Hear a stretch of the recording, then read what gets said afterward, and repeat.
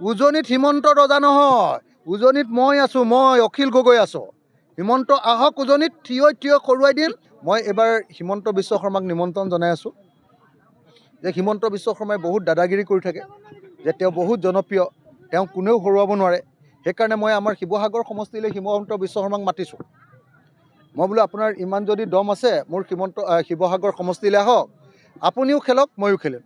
আপুনি 200 কোটি টকা খৰচ কৰিব, মই 1 কোটি টকা খৰচ কৰিম। মোৰ বিৰুদ্ধে আপুনি 200 কোটি টকা খৰচ কৰিব, মই 1 কোটি টকা খৰচ কৰিম। আৰু 1 কোটি টকা খৰচ কৰি থিয় হিমন্ত বিশ্ব হৰুৱাই দিম। থিয় মই কৈ দিলোঁ আপোনালোকক। উজনিত হিমন্ত ৰজা নহয়, উজনিত মই আছোঁ, মই অখিল গগৈ আছোঁ। হিমন্ত আহক উজনিত, থিয় হৰুৱাই দিম। একেদিনাই কান্দিব লাগিব আৰু একেদিনাই অসমৰ ৰাজনীতিৰ পৰা হিমন্তই বিদায় ল'ব লাগিব। আহক, মই চেলেঞ্জ কৰিছোঁ, হিমন্ত বিশ্ব শৰ্মাক মই চেলেঞ্জ কৰিছোঁ। কোনোবা মুখ্যমন্ত্ৰী হিমন্তক অন্য কোনোবা মানুহে চেলেঞ্জ কৰিব পাৰিব নেকি আহক বুলি ইলেকশ্যন খেলিবলৈ?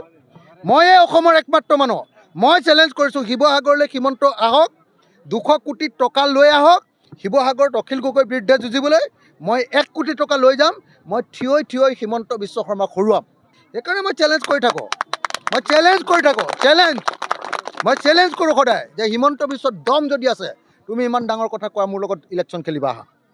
আৰু যদি হিমন্তই শিৱসাগৰলৈ আহিবলৈ মোলৈ ভয় কৰে, ওচৰতে মৰিয়নি সমষ্টি আছে, তালৈকে আহক, চাওঁ, মৰিয়নি সমষ্টিত খেলক, চাওঁ। আপুনি বিচৰা বাতৰি পাব কেৱল নিউজ 18 এপত।